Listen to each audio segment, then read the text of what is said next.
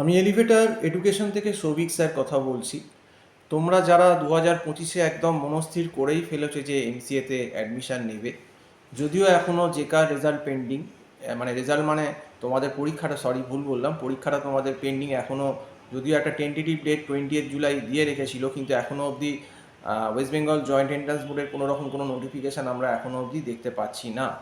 তো যাই হোক, কিন্তু হয়তো আমার মনে হচ্ছে হয়তো এই ওবিসির যে মামলাটা হয়েছে সেইটার জন্য মেবি হয়তো যে কাটার এক্সামটা লেট হতে পারে। কিন্তু এটাই তোমাদের বলবো, এক্সাম লেট হলেও তোমাদের কিন্তু জেকার এমসিএর যে ফার্স্ট সেমিস্টারের এক্সামটা যখন তোমাদের অ্যাডমিশন হবে, সে যেখানেই যাও, ম্যাকআউটে যাও, যাদবপুর যাও, যেখানেই যাও, এই পরীক্ষা কিন্তু ডিসেম্বর বা জানুয়ারি ফার্স্টেই কিন্তু কন্ডাক্ট হয়ে যাবে। কাজেই সময় কিন্তু আর হাতে বেশি নেই।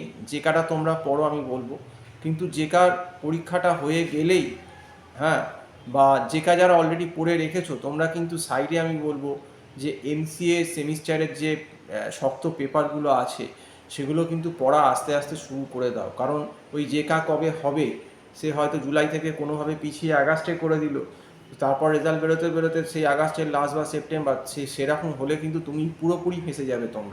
তোমাদের কিন্তু এমসিএ ফার্স্ট সেমিস্টারে ভালোভাবে পড়ার সময় পাবে না। যদি জানুয়ারির ফার্স্টে পরীক্ষা দিয়ে দেয় কোনোভাবে, তো সেক্ষেত্রে যদি সেপ্টেম্বর থেকে চালু হয়, তুমি কদিন সময় পাবে? মাঝখানে তো পুজো, কালী পুজো, ভাইফোঁটা এগুলো আছেই। তো সেই জন্য আমি বলবো, এবং এই ফার্স্ট সেমিস্টারের যে ইম্পর্টেন্ট পেপারগুলো সেগুলোর যদি কনসেপ্ট পুরোপুরি ক্লিয়ার না থাকে, তাহলে কিন্তু এমসিএ পড়াটা পুরো তোমাদের বেকার হয়ে যাবে। তো আমাদের এখানে কিন্তু MCA online class, online tuition করানো হচ্ছে, এলিভেটর এডুকেশন করাচ্ছেন, এবং আমাদের যিনি আইটি হেড আছেন মিস্টার চন্দন বোস, উনি এই ক্লাসটা নিচ্ছেন অনলাইনে, এবং ওনার নাম্বারটা আমি টাইটেলে দিয়ে দিচ্ছি, এবং এই নাম্বারে ওনার হোয়াটসঅ্যাপও আছে। যারা এমসিএ ফার্স্ট সেমিস্টার এবারে 2025-এ অ্যাডমিশান নিচ্ছ, আমি বলবো যে ওনার সঙ্গে ইমিডিয়েট কন্ট্যাক্ট করে নাও এবং কথা বলে রাখো। কারণ এমসিএ ফার্স্ট সেমিস্টারে কিন্তু যে পেপারগুলো টাফ বললাম, একটা দুটো পেপার টাফ আছে, সেগুলো কিন্তু ট্রেন্ড সাপ্লি। কাজেই সময় কম, এবং সিলেবাস কিন্তু এমসিএর প্রচুর সিলেবাস। এই সিলেবাস বেসিক্যালি 4 মাসে হয় না।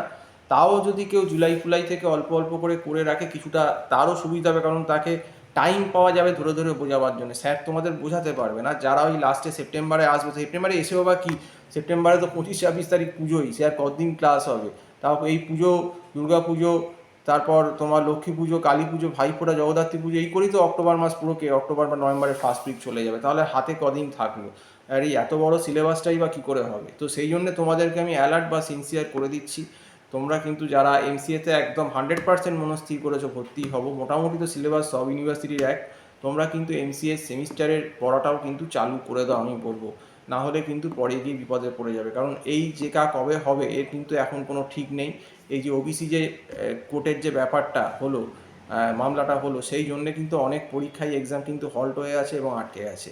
আমার ধারণা তার জন্যই হয়তো আটকে আছে, আমার ধারণা করছি। কারণ এত দেরি করে কিন্তু জেকারে হয় না, মানে আগে অন্তত একটা মিনিমাম অ্যানাউন্সমেন্ট বা ডেট একদম দিয়ে দেয় বোর্ড। তো যাই হোক, আজকে এই অবধি বলেই শেষ করছি। সম্পূর্ণ ভিডিওটা দেখার জন্য অসংখ্য ধন্যবাদ। নমস্কার।